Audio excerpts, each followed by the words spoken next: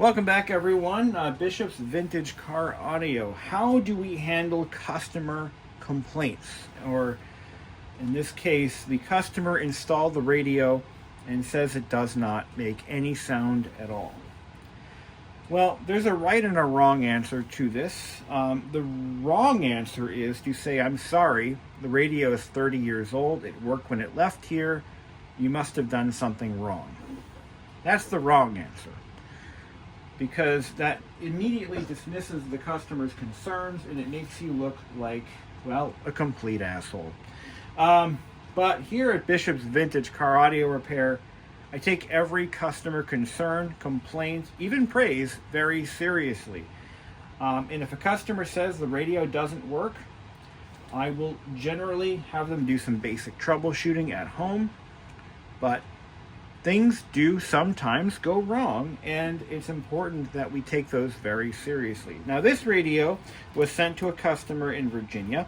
It was bench tested. It was burned in for about an hour or so, and it worked absolutely perfectly. This was also a custom job. I'll show you a couple of things I've done. So this car that he's installing this in is just a base model with headrests. Did not have the body sonic system installed at the factory. The customer has decided to upgrade the car's factory stereo to one with body sonic, which was standard for the 93 LE and some higher trim 94 and 95 cars. So because the body sonic connectors are so hard to find, almost impossible, he was able to find a set of seats that have the body sonic transducers installed from a 93 LE, and he's getting them reupholstered to match his interior, but he could not get the harness, the wiring harness that goes under the floor. So here's what I did for him. He supplied this connector, but I removed the original connector from the back of the body sonic amplifier, and I gave him some pigtails with some wiring instructions and how they work and what's what. All that to say, he installed it and he was not getting any sound at all from anything. So let's just verify his complaint. Now, I have had several radios come back to me for no sound issues that we later determined was the vehicle's wiring, which does happen. Actually, more often than you'd think. But again, I take every customer concern very seriously, and this is what we're doing. So the customer will send it to me, and here's my policy. If the issue is something I can duplicate, and it is a problem with the unit that I repaired, well, guess what? I am going to reimburse the customer. Well, I will pay for return shipping. I don't reimburse for the shipping to my house. There are a lot of companies, big giant corporations, that do not reimburse the customer for shipping for a warranty repair, but I will cover shipping to the customer.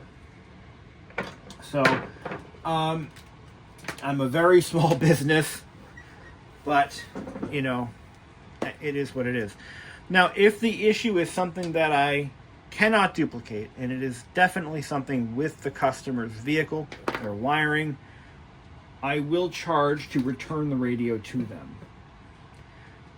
If it's an issue that I have caused, then I will pay to ship it back. But if it's not, and I've informed this customer, like, I will cover repairs, like no extra charge, but you'll have to pay for the return shipping. I think that's fair. I mean, that's what many companies that I deal with on a regular basis, that's how they work. But anyway, all right, let's go ahead and give it a try. So it's all hooked up on my bench, and this video is for the customer to see as well, so you can see what I see and hear what I hear, or don't. I'm hoping it works, because I don't want to pay to return this to you. I'm selfish like that. Okay, here we go. So we have power. Let me shut this off. Do we have lighting? got power though. Shit. Where's my switch? Oh, there it is.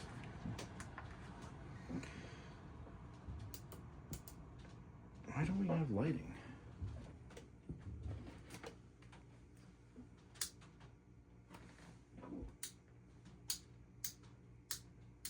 We don't have any lighting either.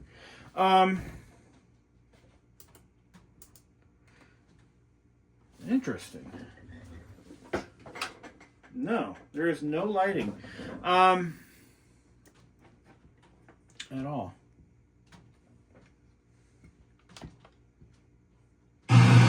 Oh, look at that. That could be my harness, though. So we have sound. There is nothing wrong with the stereo.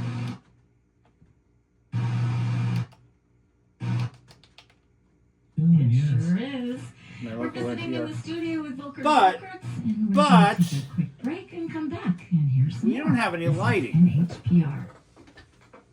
At Morning Edition, it's our job Okay. to ask questions that help you better understand. Why would that the news. be? So, is this move legal? What exactly is the federal government offering its employees? Can a president freeze Not at federal all. funding already approved by Congress? All right. Join us every weekday as we go That could be an beyond issue with my harness, though. understand what's going on in this transformative time. No, in it's not, because the lighting Listen to Morning circuit works. Edition from NPR News. I'm Rick Campbell. We have no lighting whatsoever, guys. For Morning Edition on NHPR and NHPR.org. Well, Support that's for good. NHPR comes from Sometimes this switch actually malfunctions.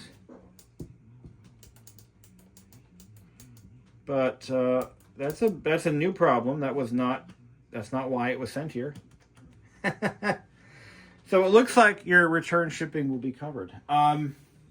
That's the policy. But no lighting at all. At all. Huh. That's interesting. I've not had that happen yet. But you know what? It happened. I saw it. And we're going to cover this repair for something that wasn't even part of the or the reason why it was shipped here. I already know what part has failed. I do believe it is going to be this transistor right here. It's not heating up at all. It's getting a little warm, but not where it should be. We have no background lighting. We do have display lighting, and usually it's one or the other. Okay. Well, that's interesting. It's very interesting why that would happen. It's not a blown bulb, it's a blown transistor. I've had this happen on one other unit like this. Just one. If I shut power off, should still be getting light though. We got the clock. Yeah.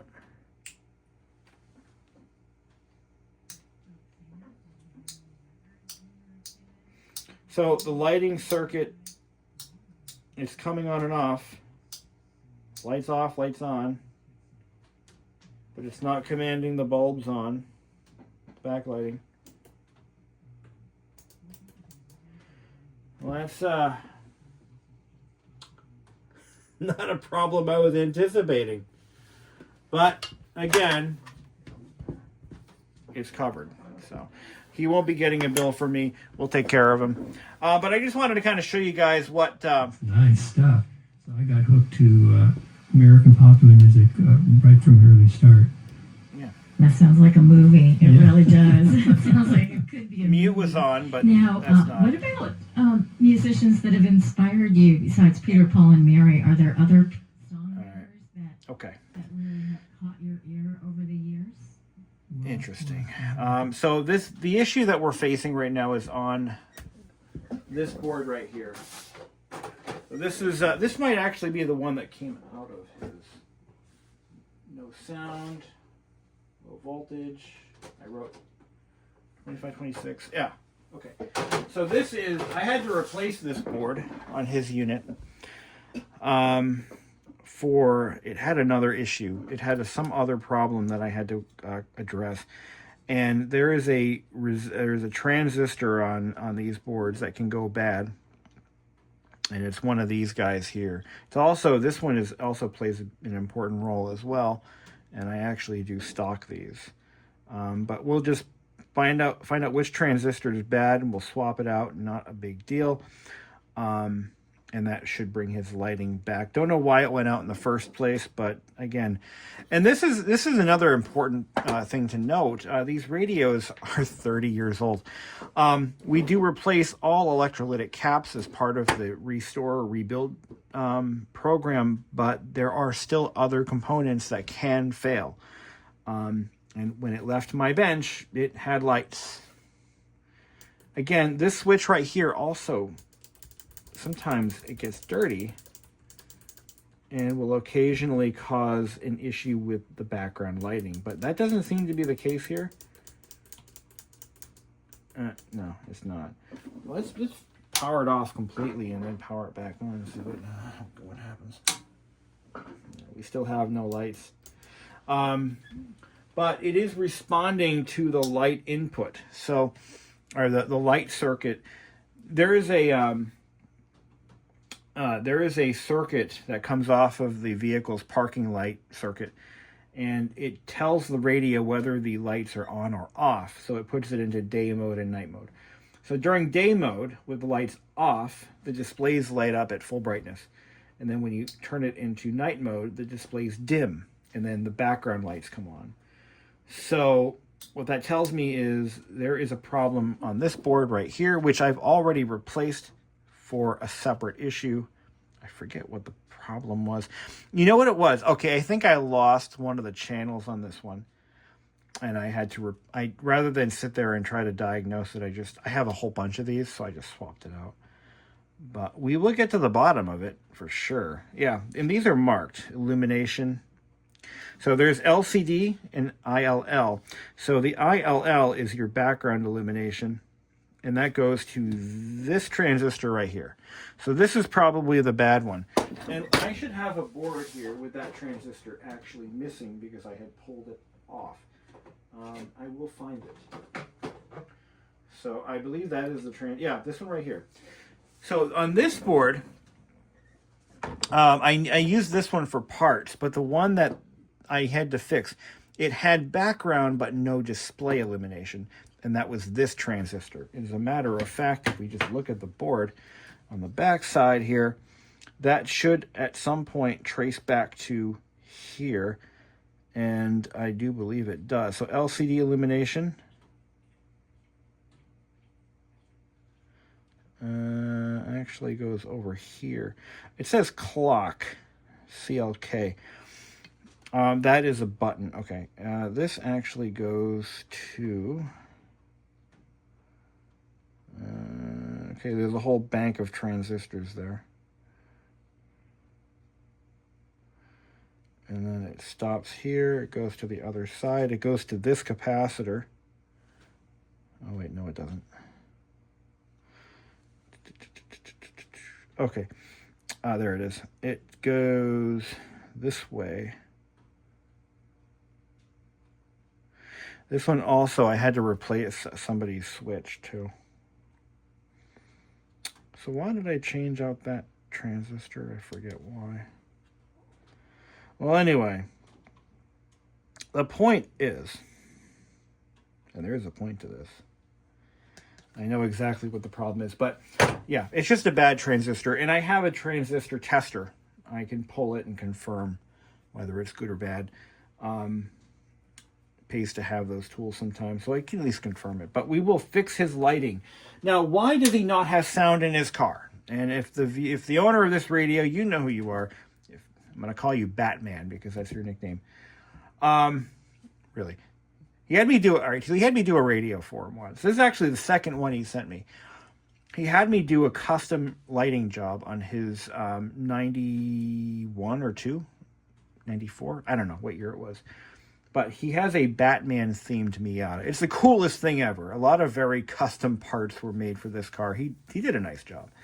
but he wanted the radio to light up in red. Now this one, this one is also custom. I couldn't do red, but I could do no light filters at all, and the whole thing lights up in an orange amber glow. It's really cool, but I'm easily impressed. Give me a break. But the point is, there was a point to this story, and I think that was it. Yeah. So he wanted custom lighting and stuff. No big deal. We do that here. So why does he not have any speakers? Why are his speakers mute? Well, I believe the problem is with his wiring. It doesn't match up to the Pioneer stereo. So what I'm going to do is I'm going to say, I think it's possible that his wiring harness could be, and it doesn't make any sense to me because, honestly, so he's got the Pioneer radio, this one, and he's got a Panasonic. The Panasonic works fine. Mazda did not do anything weird with the wiring on their dash harnesses. Like they did the Panasonics and the Pioneers, the basic, the nuts and bolts, the power, the light circuit, the speaker outputs, they're all the same. There's no difference. It doesn't make a lot of sense. But I can tell you right now, aside from the lighting problem, this radio is fantastically perfect. There is nothing wrong. Here's what I'm going to do. I just thought of something. Well, let's put a cassette into it, all right? Let's put a cassette in there and make sure. Okay, just as it left the shop. Okay. Now let's put in a CD. Just make sure that all audio inputs are good and right.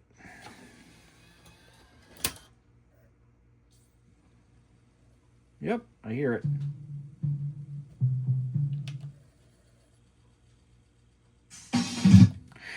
This one also had the CD control board recapped as well.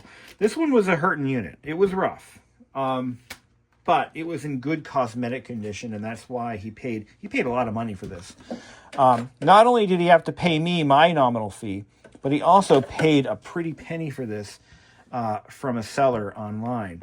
So he's got a lot of money into this radio. We're going to make him happy. At least that was the goal. All right, I'm gonna do this. I'm gonna reach out to the owner of this radio and say, look, it tests out perfectly on the bench. All 4 speakers are producing. I mean, are they? Well, hold on. So lowers, uppers, left. Or right, left, right. Now these are the headrest speakers. They're on the bottom. Yeah. I forget which one's which, but they're all producing. They're all producing. Full volume too. So it's wiring, my friend. There's nothing else it could be. My bench is wired like every other Miata harness. I don't understand why he's having sound issues. I just don't get it. So I'm going to reach out to him. You, if you're watching, you're going to get a call from me or maybe an email. Maybe an email. I'm going to explain that it's weird. I'm talking to the customer right now who I'm about to email, who's going to watch this video. But yeah, your stereo is producing sound as it should, and it sounds great. I actually found one issue that wasn't even part of why you sent it to me, and I'm going to fix that before I send it back. And because I found this problem, well, guess what? Your return shipping is on me. All right, guys, thank you for watching. And yeah, so I mean, I'm one of those people who I do everything I can to make sure my customers are happy.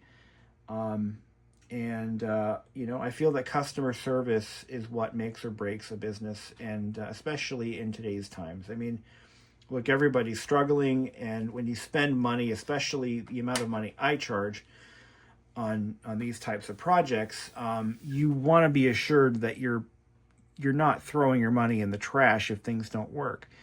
And I take that very seriously because, it is a lot of money, and it's a frivolous thing for most people.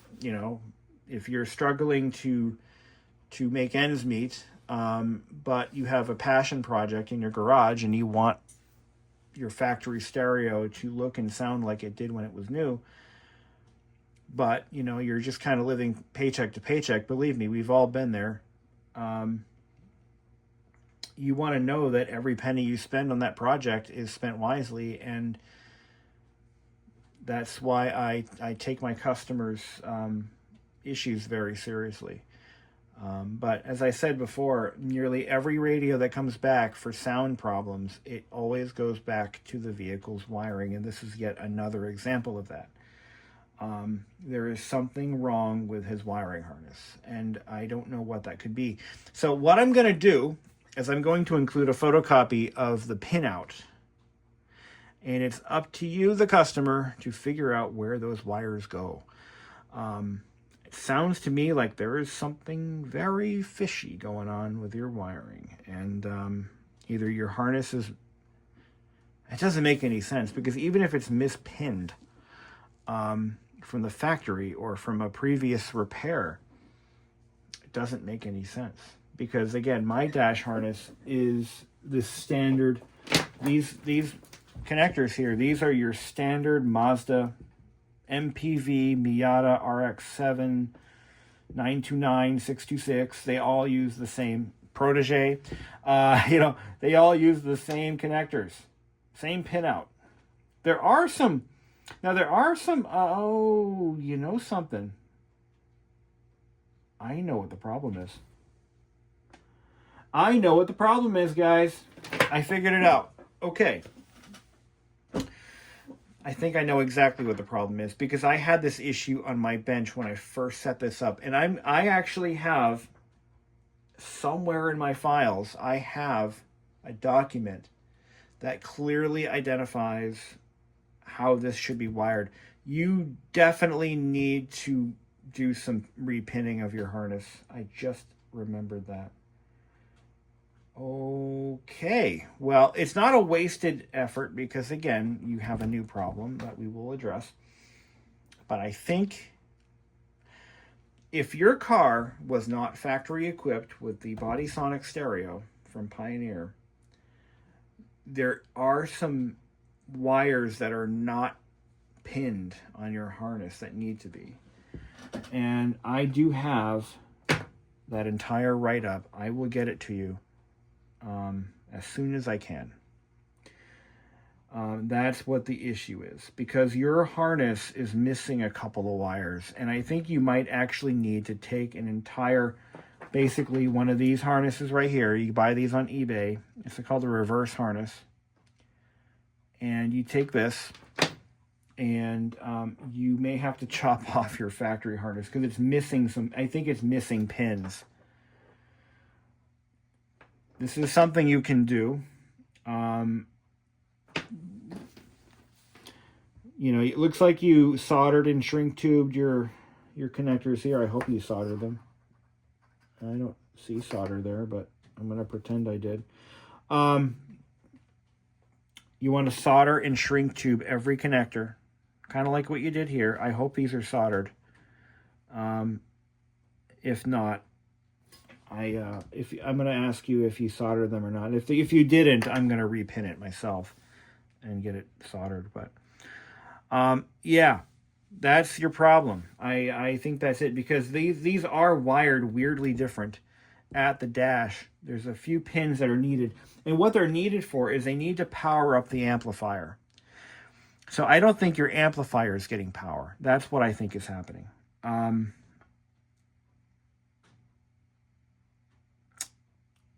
Or something to that effect. Yeah. Okay. Well, I'm going to go ahead and compile what I need. I'll get it to you, and I'll get your lighting fixed at the same time. So Thank you for watching.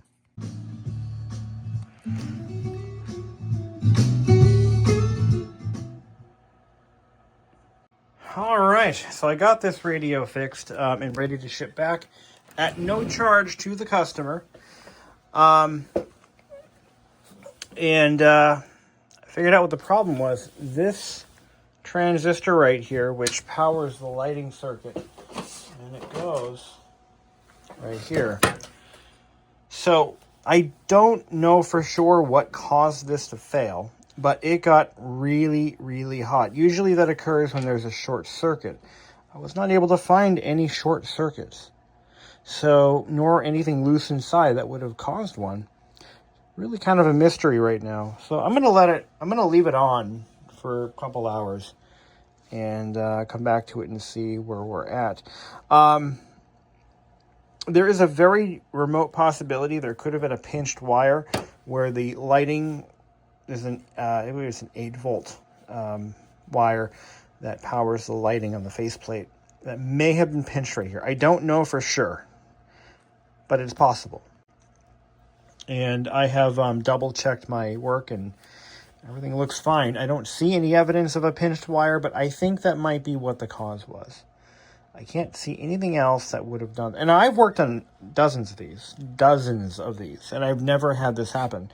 I've had these come in with this transistor blown, but not like this. I mean, this thing, you can smell it. I can smell it right now. But this thing absolutely blew. Just boom. I mean, this was all a little bit discolored, but no other damage. Everything else is working fine.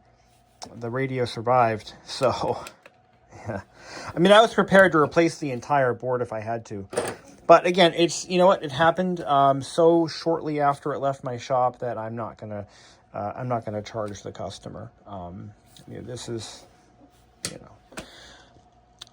an easy one. It was an easy fix. It was pretty obvious what happened, and that's that. Now this board, it's actually a salvageable board. I wrote no sound on it, and I used it for parts.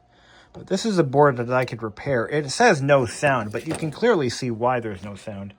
This was one of my earlier ones, I think. But all of these caps are rotted to hell. Just look at it. It's just nasty. You can see specifically. Yeah, that one. Oops. This one here. See that discoloration? This is what you're really looking for. You can see that real good. See if I can get any closer. So that solder joint right here. Look at it. Look at the coloring. Just look at it. Look at it. Look at that. Should look something like this.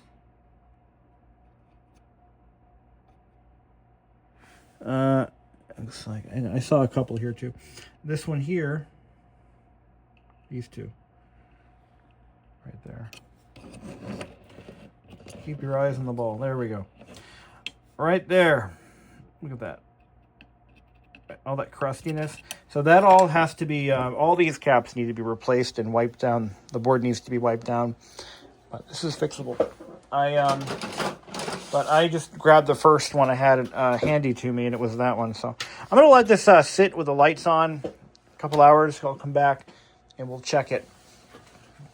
And just in case something goes horribly wrong, I'm going to set my current limiter as low as she'll go without compromising, because I don't want, if something were to go really, really sideways, yeah, I don't want to, we're drawing very little current there. Just up, there we go, right about there. So if I turn this radio on, that light goes on. See how that works? And look at this, it can't, oh, I gotta raise it back up again. There we go. There we go. So we're just gonna lower that current limiter, just in case something shorts out. I don't want to be here. I don't want to not be here when that happens. So if something were to short out on the radio on my bench, it would cut current to it. So it won't be able to cause too much damage. Okay, so this is ready to go back, and then I want to talk about this for a moment. Now, this customer is actually, he is retrofitting Bodysonic stereo into a non-Bodysonic car. And that is the root of his problem. He says there was no sound. Turns out his wiring harness is pinned differently. But also, his car doesn't have the factory Bodysonic cable that goes from the headset, the head unit, to the seats. So this was something he added himself. This is a 4-pin connector. I believe this is something you get at an auto parts store. I've seen these before, and they usually have a rubber seal on them for like a trailer or something. Now he had twisted and shrink tubed the wiring. As a courtesy, I undid all of that, and I soldered and shrink tubed the connections. I always believe that soldering a connector is better than just twisting it. The worst possible way you could hook up in-dash wiring is with wire nuts. That is the worst. Seconded by twisting it together and taping it. Thirded by solder and tape. The best thing you could do is solder and heat shrink tubing. That's my opinion, and I'm sticking to it. So, as a courtesy, I undid what he did, and I also taped this up with wiring loom tape, electrical tape. But this is what they usually do when they bundle wires together, and they nicely wrap it together. But this is heat shrinked and soldered, so that's going to last forever. The radio successfully survived a 2-hour burn-in. So I'm, all my work is done. There's not much more I can do for this gentleman. His radio should be good to go now. So he's now working on repinning his entire harness. He has been given some advice by some other fellow Miata owners. I don't generally get involved with dash wiring. Where my responsibility ends is at the end of these connectors. So if my MX-5 or Mazda harness does not, if it passes, if the radio works with my harness, that's it. A factory Bodysonic car would have plugged in and worked just fine. So now we know. So you can put a Bodysonic stereo in a non-Bodysonic car, but you do have to do some harness magic. Now you know.